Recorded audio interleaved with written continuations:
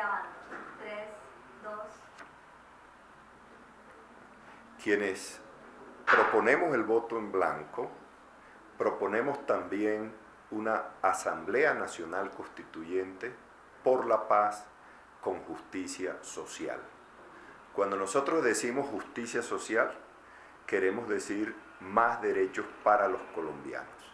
Los colombianos que están molestos porque no se respeta la vida a través del genocidio de los falsos positivos, que no se les respeta su intimidad a través de las chuzadas.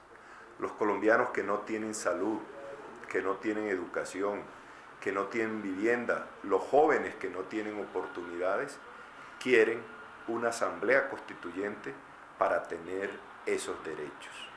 En esa asamblea constituyente nosotros estamos haciendo unas propuestas para enriquecerlas, para discutirlas, para que usted las adicione, las enmiende, las corrija, y esas propuestas son las siguientes. Primera, un nuevo pacto social de progreso. ¿Qué quiere decir eso? Es que había países tan pobres como Colombia.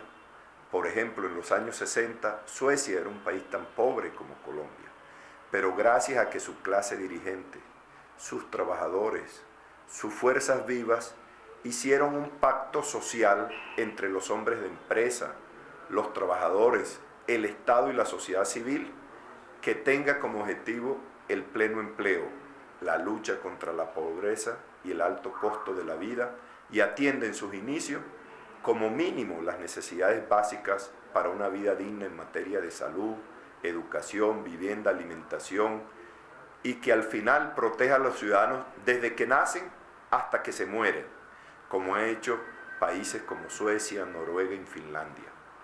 Debemos también hacer la cobertura nacional de salud.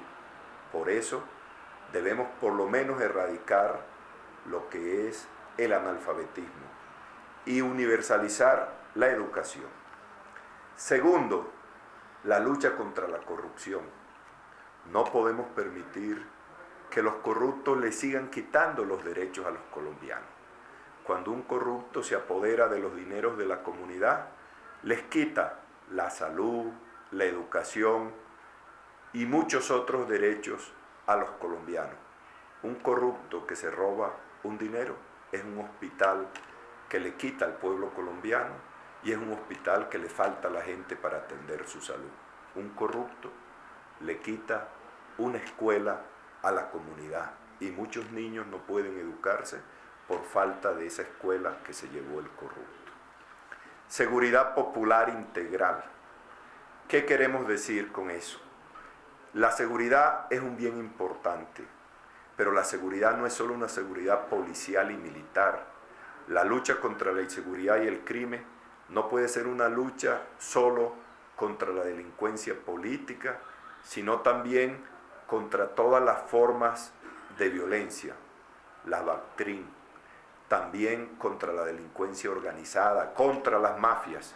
Pero la seguridad no es solo una seguridad militar y policial, sino también una seguridad en el trabajo, en la educación, en la salud, en la vivienda. Los colombianos tienen que saber que tienen un trabajo seguro, que tienen salud si se enferman, la seguridad de que si se enferman hay salud, la seguridad de que si necesitan educación para sus hijos habrá una escuela. Entonces por eso proponemos la seguridad popular integral.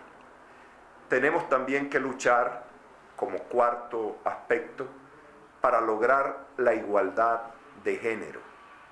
Nosotros tenemos que lograr que en nuestra sociedad las mujeres, no solamente en el derecho, sino también en los hechos, tengan igual poder que los hombres. Por lo menos el 50% de las mujeres deben acceder a todos los cargos de dirección nacional, no solamente en las empresas oficiales, sino también en la empresa privada. Hay que lograr la igualdad en las tres ramas del poder público y en todos los órganos del Estado, en el legislativo, en el ejecutivo y en el judicial. Las mujeres tienen que tener igual representación que los hombres. La creación, como quinto punto, del Estado autonómico y regional. ¿Qué queremos decir con eso? En Colombia, los colombianos estamos molestos que todo se maneje desde Bogotá.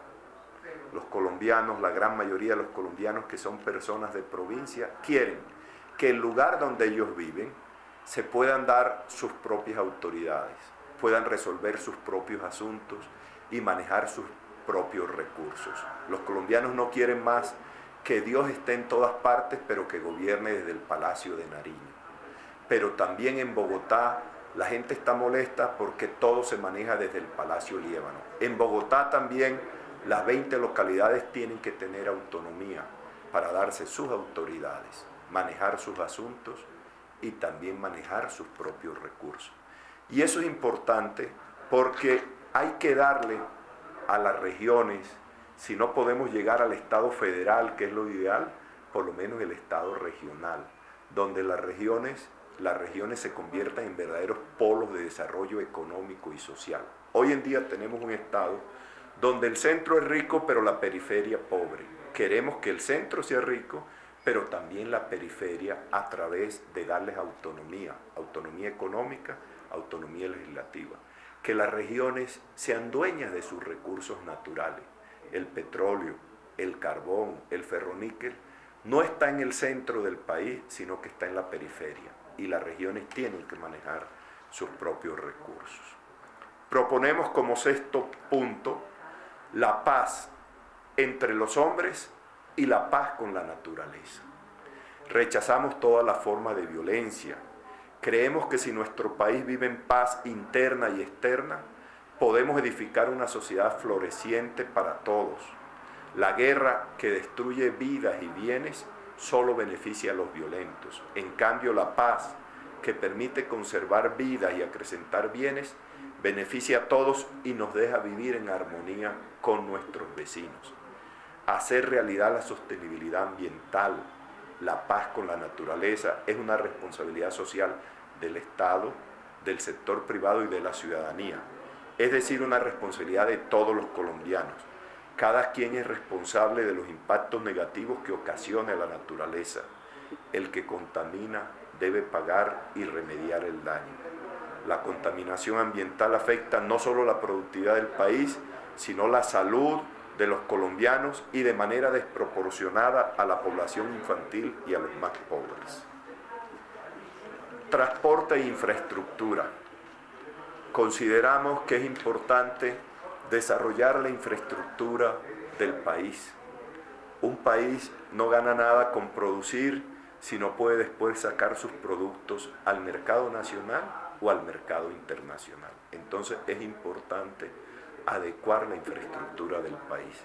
Pero también, así como la seguridad es un problema importante, el tema de la movilidad se ha convertido en Colombia en un dolor de cabeza para los ciudadanos. Las grandes ciudades como Bogotá, como Cali, como Medellín, como Bucaramanga, hoy en día el ciudadano se agota movilizándose para ir a su trabajo o para ir a otro sitio. Entonces es necesario hacer transporte masivo, es necesario integrar no solamente el Transmilenio, sino también el metro. Las grandes ciudades como Bogotá, como Cali, como Barranquilla, como Bucaramanga, necesitan un sistema de transporte como el metro. Hay que trabajar entonces para lograr la movilidad en estos grandes centros. Un desarrollo integral como octava propuesta de vivienda social. Tenemos que lograr el derecho a la vivienda, tiene que hacerse una realidad. Y dentro de eso es el derecho a una vivienda digna, no es cualquier clase de vivienda. Los colombianos tienen que tener una vivienda digna. Pero además de eso, tiene que haber democratización de acceso a la financiación de la vivienda. El problema de la vivienda es un problema que hay que solucionar. Y nosotros estamos luchando por una política integral de vivienda social. Tenemos también una propuesta de política agraria, como noveno punto. Necesitamos un nuevo modelo de desarrollo rural integrado y un avance tecnificado y social del campo, verdaderos créditos de fomento agropecuario. Hagamos de Colombia una de las despensas alimentarias de Latinoamérica. Necesitamos un nuevo modelo de fomento, comercialización y distribución de alimentos. Cualquier política agraria debe comenzar por devolver la tierra a las víctimas de la violencia. Pero también hay que decirle a la gente que los campesinos tienen derecho a la tierra.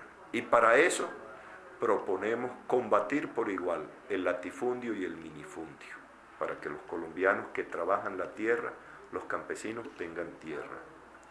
Proponemos también que haya para los jóvenes unas políticas claras. Los jóvenes tienen que tener la posibilidad de que ellos directamente, sin intermediarios, hagan oír su voz. Por eso estamos proponiendo que haya, por ejemplo, una circunscripción especial para los jóvenes, para que ellos puedan hacer crear y oír su voz en el contexto nacional. Estamos proponiendo también, como una propuesta, fortalecer una reforma del Congreso y del sistema financiero. El Congreso de Colombia debería ser un Congreso unicameral, pero además hay que aumentar la representación de las minorías, aumentar la representación de los afrodescendientes, de los indígenas, darle representación a aquellas regiones que hoy en día no tienen representación. Y entonces proponemos un Congreso unicameral con más representación de las minorías. Pero también una reforma al sistema financiero. ¿Por qué estamos proponiendo una reforma al sistema financiero? No estamos diciendo que quienes hagan banca, quienes hagan finanzas, no tengan utilidades. Lo que no consideramos justo es la utilidad desmedida. En cualquier país del mundo, cuando un ciudadano lleva su dinero al sistema financiero, por ejemplo, le pagan 3 puntos por ese dinero que ha depositado en la banca. Pero si va a una ventanilla siguiente, ese mismo dinero se lo prestan, incluidos los márgenes de intermediación del sistema financiero, por 2 puntos más o máximo 3 puntos. O sea que si él entregó su dinero al 3%, el banco le cobra a él un 6%. Y es un margen de intermediación razonable. Pero en Colombia no. En Colombia la banca, el ciudadano entrega su dinero al 2, al 3%, y cuando va a pedir su mismo dinero a que se lo prestan al 25, al 26, al 28 o al 30%. ¿Y eso qué ha hecho? Está sacrificando los otros sectores de la sociedad. El pequeño industrial, el pequeño comerciante, la familia que tiene su pequeña empresa, está trabajando para el sector financiero. Entonces, eso no puede seguir así. El sector financiero no puede seguir ahogando el resto de los sectores de la productividad nacional. Por eso, respetando que haya un sector financiero, de todas maneras, tenemos que hacer una reforma financiera. Tenemos también que decirle a la gente que tiene que haber banca de fomento. Así como hay banco comercial que le presta a las personas que tienen dinero, necesitamos una banca de fomento que le preste a las personas que tienen ciertos bienes, pero que no tienen liquidez. El campesino que siembra, por ejemplo, en la tierra en la que no tiene título, pero que tiene una cosecha, a ese no le presta la banca comercial, pero sí le puede prestar la banca de fomento. El campesino que tiene sus pequeñas empresas, porque tiene sus marranos, tiene sus gallinas, tiene sus cultivos de pan coger, la banca comercial no le presta, pero la banca de fomento sí debería prestarle. Entonces, por eso tiene que haber una reforma del sector financiero. Reforma de la justicia y justicia social. Nosotros proponemos una reforma de la justicia, pero una reforma de la justicia con enfoque de derechos. Queremos una reforma de la justicia para que el ciudadano logre, primero, una justicia pronta y cumplida, para que tenga acceso a la justicia y pueda hacer valer sus derechos en los estrados judiciales. La independencia judicial no es un privilegio de los jueces, es una garantía de los derechos de los ciudadanos, para que los ciudadanos en ese escenario puedan vencer a los poderosos. El único escenario donde un ciudadano que tiene un derecho que ha sido violado por un poderoso es en el escenario judicial. Pongamos el ejemplo, por ejemplo, de los falsos positivos. Si una madre a quien le han asesinado 2 y 3 hijos, como fue el caso de los falsos positivos, quisiera ella hacer justicia por propia mano y acudiera, por ejemplo, a tomar un revólver en sus manos para enfrentar a un general o un coronel, se va a encontrar con que el general o el coronel siempre tendrá más armas que él, porque si ella tiene un revólver, el general tiene un fusil. Y si esa madre consigue un fusil, el general tendrá un tanque de guerra o tendrá un avión.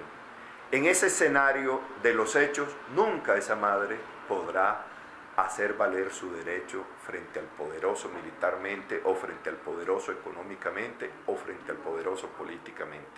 Pero si ella puede llevar a ese general, a ese empresario poderoso ante un ser independiente e imparcial como los jueces y puede llevar las pruebas, tenga la certeza que ahí sí va a poder lograr vencer a ese general poderoso, a ese empresario poderoso, a ese político poderoso. Entonces tenemos que fortalecer la justicia para que los débiles que tienen el derecho, presentando las pruebas, puedan ellos obtener el restablecimiento de su derecho. Entonces, una justicia con un enfoque de derechos para que los débiles logren justicia pronta y justicia también social, porque es importante que la justicia sea un instrumento para lograr también la justicia social. El otro tema que proponemos nosotros es el tema de los servicios públicos. Los ciudadanos cotidianamente nos enfrentamos a la burocracia de los servicios públicos, bien que estén en manos de privados, bien que estén en manos de particulares. Y entonces de la noche a la mañana nos aumentan el agua, la luz, el teléfono, sin posibilidad real de reclamar. Tenemos que lograr que los servicios públicos en realidad sean servicios públicos al servicio de los ciudadanos. No puede haber Estado social de derecho si los ciudadanos no tienen servicios públicos. El estado de bienestar, y su nombre lo dice así, es bienestar porque debo estar bien y no puedo estar bien si no tengo agua buena, no puedo estar bien si no tengo teléfono, no puedo estar bien si no tengo luz eléctrica. Entonces, hoy en día, el estado de bienestar implica que los ciudadanos tienen que tener buenos servicios públicos, eficientes a costos razonables. Luchas contra todas las formas de discriminación y exclusión social. Nosotros, como Voto en Blanco, estamos proponiendo integrar a la sociedad a todos aquellos que han sido excluidos y que han sido excluidos por distintas razones. A veces son excluidos por su preferencia sexual. Entonces, nosotros lucharemos contra la discriminación de quienes tienen preferencias sexuales distintas a nosotros. Estamos por eso a favor de los derechos de las personas que tienen otra preferencia sexual, el grupo LGTB y otros grupos que tienen preferencias sexuales distintas a las nuestras. Pero también rechazamos la discriminación por razones de raza.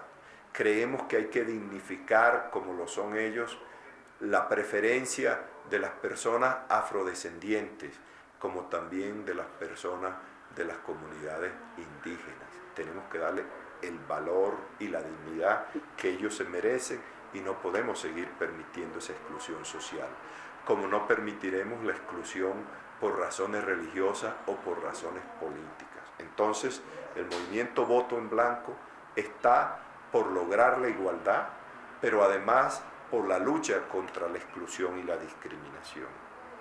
Defensa del Estado social y democrático de derecho.